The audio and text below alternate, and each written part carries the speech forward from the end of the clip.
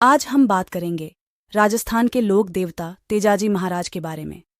तेजाजी महाराज का जन्म विक्रम संवत 1130 में ताहरजी धोलिया के घर माता राम कंवरी के गर्भ से हुआ। यह तहरजी के पहली पत्नी के लड़के थे। थारजी की दूसरी पत्नी से और भी संतानें हुईं, जिनका नाम राणा जी गुना जी, महेश जी नागजी, रूप जी, और उनके दो बहनें थे जिनका नाम था राजल और डूंगरी। वीर तेजाजी महाराज के वंशज धोलिया खरनाल के राजवी थे।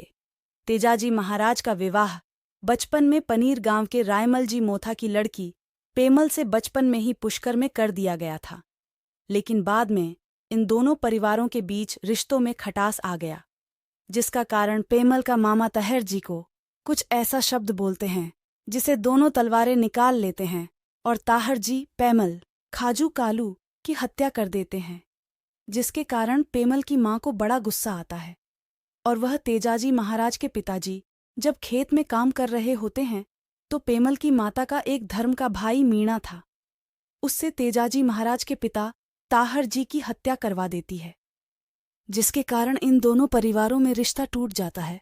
धीरे धीरे समय बीतता है और तेजाजी महाराज बड़े होते हैं और खरनाल में अपने धर्म और किसानों की रक्षा करते हैं।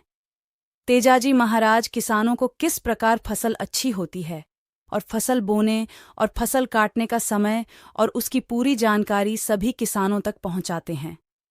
जो किसान पहले बीज का छिड़काव करके फसल बोते थे, उन्हें हल के साथ बीज बोने व धान की अच्छी उपज प्राप्त करने का तरीका बताते हैं।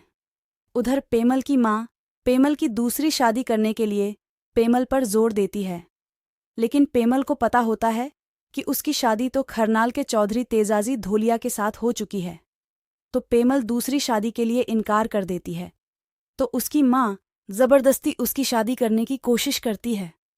तो पेमल अपनी सहेली लाचा गुजरी के साथ तेजाजी महाराज को संदेश पहुंचाती है और तेजाजी महाराज को बताती है कि उनकी शादी पनेर की पेमल के साथ बचपन में हो गई थी और आप पेमल आपका इंतजार कर रही हैं। तेजाजी महाराज अपनी माँ से पूछते हैं, तो माँ तेजाजी महाराज को सारी बात बता देती है। तेजाजी महाराज पनेर जाने के लिए तैयार होते हैं और अपनी घोड़ी, जिसका नाम लीलन होता है, उसको तैयार करते हैं और तेजाजी अपने ससुराल के लिए रवाना होते हैं।